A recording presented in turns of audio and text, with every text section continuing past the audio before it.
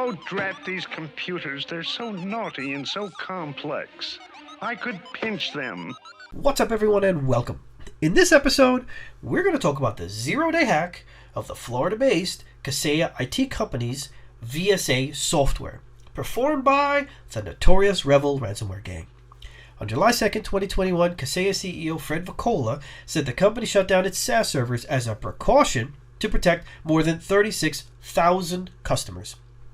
If you watched my episode on the JBS ransomware attack, also performed by the Revil ransomware gang, if you haven't, there's a link above to check it out. But if you have, you remember that these guys are the real deal. They do not mess around, and considering JBS paid them $11 million to get their systems back online, Revil has been further emboldened to perform an attack at this scale. Now, they're apparently asking for, wait for it, $70 million.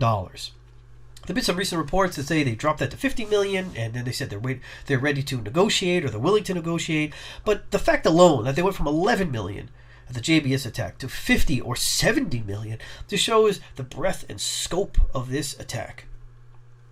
The difference, however, between the JBS attack and the Kaseya attack is this time around, instead of locking up one company itself, JBS, Revil has focused its attack on the Kaseya VSA software used by large companies and technology service providers to manage and distribute software updates to systems on computer networks. So this is no longer a single network attack, but a multi-network, multi-client attack, global attack. This latest attack appears to be its largest ever. The incident has allegedly compromised as many as 200 companies and may have infected over 40,000 computers worldwide, according to cybersecurity experts. Now, I would challenge that 200 companies. That's what they've reported, because some of these are MSPs, and since they control hundreds, if not thousands, of smaller companies with their VSA software, I see this potentially going into the thousands, which we'll see in a few minutes. We want to make sure we are secure and prepared in case one of these attackers tries to infiltrate our systems. So today we're going to take a look at this ransomware attack and see how we can protect our systems and clients from it. Let's take a look at the agenda. As always, we start off with the definition. In this case, we're going to see what is the Kaseya VSA software itself. That way, we can say whether or not we know that we use it, or one of our own providers for IT services uses it themselves. We're then going to look at the anatomy of the attack. How does it work? And we're going to finish up with what can I do, steps to improve. Before I go any further, here's a short list of some of the resources I used to create this episode. Now, as I always say, you can certainly spend hours doing research and doing this all on your own, or you can sit back, kick your feet up, and enjoy the benefit of my work. What is the Kaseya VSA anyway? Kaseya VSA is a cloud-based MSP platform that allows vendors to perform patch management and client monitoring for their customers. The vendor, Kaseya, describes VSA as remote access and endpoint management applications.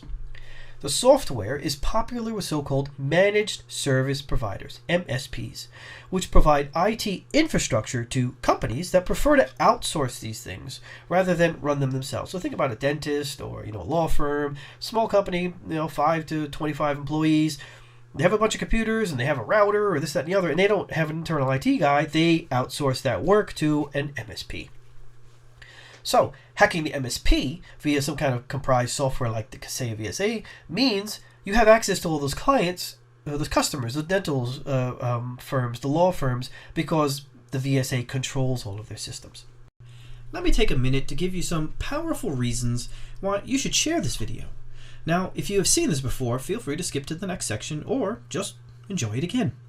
If you haven't seen it yet, I want to show you how you can be a superstar in your team and your company just by sharing this video.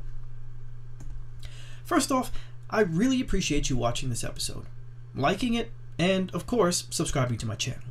But I ask you to share it through any and all channels you have access to, whether Facebook, Twitter, LinkedIn, YouTube, Pinterest. You can link to it from your websites or even send it in an email to your colleagues, friends, and family. If we can spread this information to enough people, we all together can work to make the internet more secure. So, share it with developers in your team or developers that you know so they can integrate the security measures I will outline in this episode directly into their workflow. Share it with quality testers in your team or ones you know so they can benefit from this information and improve things like writing their acceptance criteria and test cases. Share it with project managers and product owners so they can make sure projects have the right security principles in mind and can talk intelligently to stakeholders about the importance of these measures. Share it with CEOs, VPs, and managers to show them that you're on top of these topics, taking them seriously, making you look like a superstar in their eyes. And finally, share it with your mom, dad, grandma, or friends, or anyone you can think of. Keeping them safe and helping them have a safer experience on the internet will definitely save you time and headache. Now, if you haven't already, right now is the perfect time to pause this video and share it before we really get deep into the content. Thanks again for your support. How does it work? How did the Revil ransomware gang do this? Now, the Revil ransomware gang found a zero-day vulnerability in the VSA software to circumvent authentication controls, gain authenticated session, upload a malicious payload, and execute commands via SQL injection, which achieved code execution in the process. By infiltrating the VSA server, any attached client will perform whatever task the VSA server requests without question. So think of a king giving a command, all of his servants just jump and do it without question. This is likely one of the reasons why Kaseya was targeted in the first place. By some estimates, about 60 MSPs and 1,500 downstream businesses around the world have been paralyzed by the ransomware attack, according to the company's CEO Fred Voccola, most of which have been small concerns like dental practices, architecture firms, plastic surgery centers, and libraries. Again, this attack can be classified as a zero-day attack on the Kaseya VSA software combined with a supply chain attack on MSP clients. If you haven't already, highly suggest that you watch my episode on the CodeCove Bash Uploader tool. The link is above. That was a supply chain attack. This way, you can learn a little bit about supply chain attacks and see how other supply chain attacks can occur. But let's look at a visual representation. We start with my little attacker. The first thing the attacker does is gain access to the system. In this case, it's a Kaseya, an internet-facing Kaseya VSA server. And in this case, they use the exploit CVE 2021-30116, which is a placeholder. Once they implement the patch in the future, or in the near future, they will then update this CVE with the necessary details. Now, so far, there is high confidence that the exploit did involve multiple flaws like authentication bypass, arbitrary file upload, and code injection. We then move on to the second step, which is once the attacker has access to the system, he immediately stops administrator access to the VSA and injects a necessary payload as a fake update. This fake update will then be attached to a task called Kaseya VSA Agent Hotfix, and this fake update is then deployed across the estate, so including MSP client customer systems, as it's a fake management agent update. So this management agent update is actually the Revil ransomware. This update is first a Microsoft Defender update, where they install an older version to the machine, and inside the older version is an exploit to run this DLL file, which in fact is the Revil ransomware. To be clear, this exploit of VSA means organizations that are not direct customers of Kaseya are still encrypted. So you see, this here is a Kaseya VSA server that's run by, let's say, an MSP. And then an MSP has a number of clients.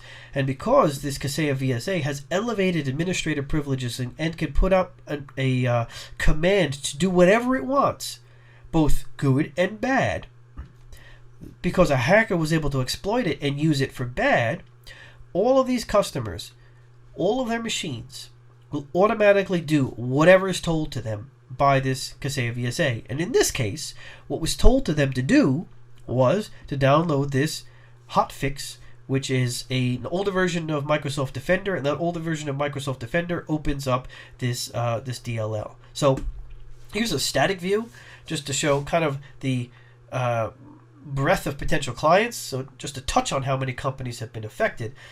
this diagram, you can see that a small number of upstream companies, MSPs, let me get my mouse here, MSPs, can control thousands of smaller company networks and machines. So among those affected was a company called Co-op. It's a supermarket chain in Sweden. You probably heard about them in the nightly news. The company said that in some cases, its cash registers were hit in the attack, prompting them as many stores to stay closed. So if the cash registers, nowadays, it's not the old sort of punch buttons. Nowadays, most of these cash registers are all computers, and a lot of them run on a Microsoft Windows version. And if they're connected to the network, which most of them are, to see scan codes versus this, that, and the other thing, and who's currently logged in, which cashier is logged in, all of these are connected to the network. They can be also encrypted. There have been numerous numbers flown around. Now, one source says 60 companies, one source says 100 companies, another 200. The bottom line is that many of these companies are MSPs, managed service providers, and these companies themselves have many small clients in which the MSP manages the client's infrastructure.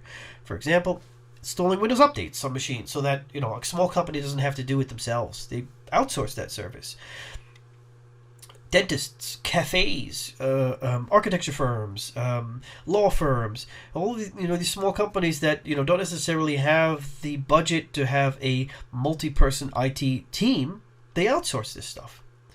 Now, the fact that the Kaseya software vulnerability was used to hack multiple MSP companies and then drill down the line to then infect the clients of the MSPs is why it is being called a supply chain hack.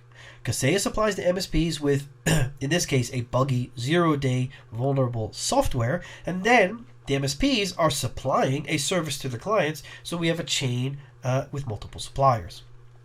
If you happen to be one of these unfortunate companies that have been attacked, you will see a screen similar to this. It says all of your files have been encrypted.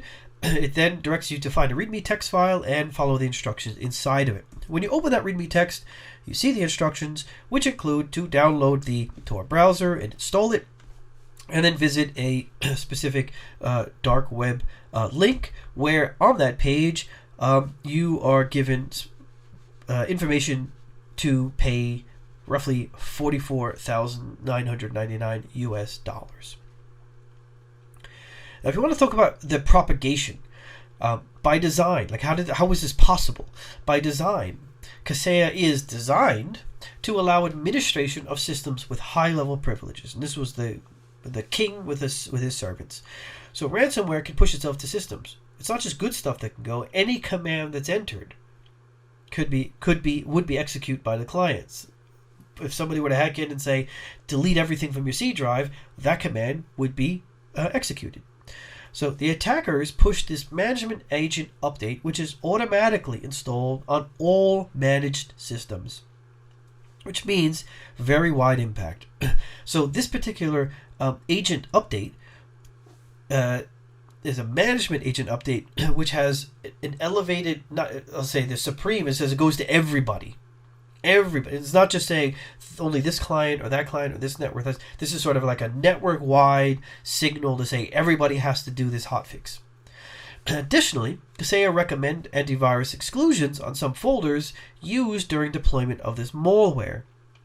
So the antivirus was excluded from scanning the agent working directory, the program files Kaseya directory, the Kaseya Live Connect directory, etc., etc. Now, the attack chain itself, worked by first deploying a malicious dropper via a PowerShell script, which was executed through Kaseya's VSA software. So the script disables Defender real-time monitoring. So here's just this was a screenshot of the process trace that I found, and you can see here that the PowerShell. This is the beginning of the entire command with PowerShell.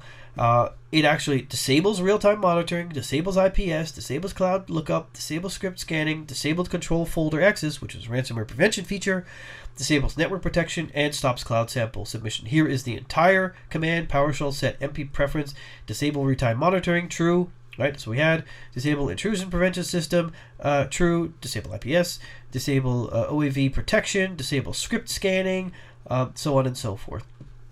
Then, once that was done, the script uses the certutil.exe utility to decode a malicious executable called agent.exe, and that drops a legitimate Microsoft binary, msmp-ing.exe, which is an older version of Microsoft Defender, and as well as the malicious library gets dropped, mpservice.dll.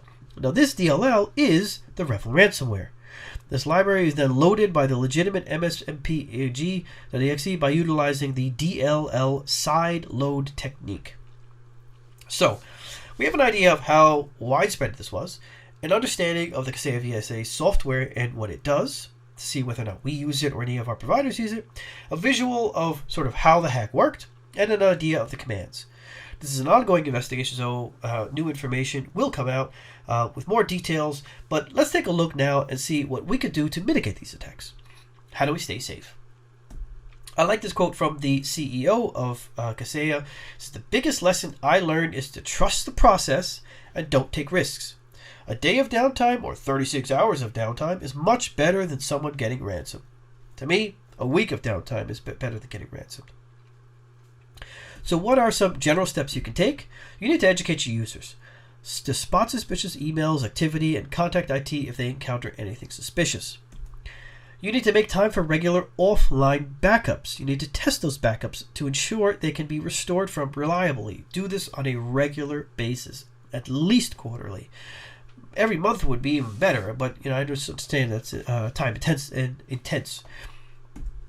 You want to have a plan and review it regularly. Systems change, requirements change, and new vulnerabilities arise. So you have to have a plan of how and review the plan of what your infrastructure looks like, what's needed, what changes need to be done on the firewall to have this server or software work, or when this software is no longer needed, what firewall rules need to be removed, etc., etc. You need to review your infrastructure, your hardware, and your software regularly. If you have the sort of bare bones metal infrastructure and not all cloud-based, you need to review a lot of your, say, firewalls, because it's an end of life of specific firewall versions. New chips allow new security process to be implemented, so you have to review that infrastructure. If you're cloud-based, then you still need to review your infrastructure to see whether or not the software and the hardware still meet the requirements and need to be changed, or what needs to be updated there to continue to follow your security first principles. You need to update systems regularly. I shouldn't even have to put this in here. This should probably be the first one, but I have it here as number 5.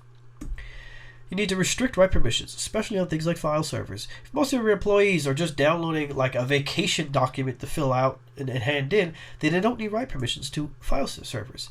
Maybe easier to just give everybody write permissions instead of saying, okay, well, user X needs this, user Y needs that, but in the long run, it's going to get you in trouble. You need to use advanced endpoint protection that can identify new malware variants and detect malicious traffic. You need to use email and web protection to block access to malicious websites and scan all downloads. You need to use at least a 2 firewall-based system, an external hardware-based firewall, as well as a local machine-based firewall. And you need to restrict outgoing connections where possible. Now, this will actually limit the ability for these attacks to contact their command control servers. Most of these ransomwares, they install something on the server, and then they communicate to an outside server and get like the encryption key. And then only when they have the encryption key can they encrypt everything.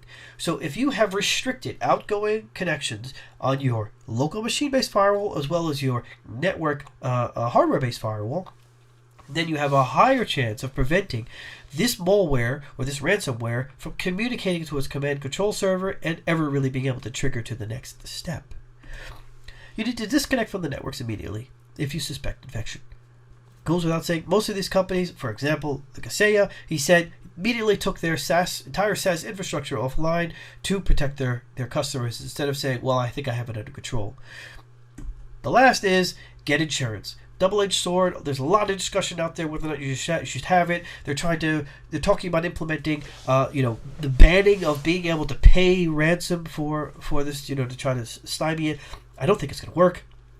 I think no matter what, you need to have insurance against these types of things. In all of the cases that I've seen where ransomware has been paid, an insurance company has covered at least some of those costs. Now, you have to keep in mind, I said double-edged sword. Just because you pay and you get the decryption key doesn't mean you're back online. Doesn't mean it happens like that. They don't put that much time into these decryption processes. And combine that with the size and amount of data, this could take days, weeks, or months before everything is decrypted. So you're still technically offline during that time. So keep that in mind. So with that, thanks for watching. Don't forget to share this video, subscribe to my channel, and smash the bell so that when I upload new videos about these important topics, you will be notified. So thanks for watching, and I look forward to seeing you on the next video.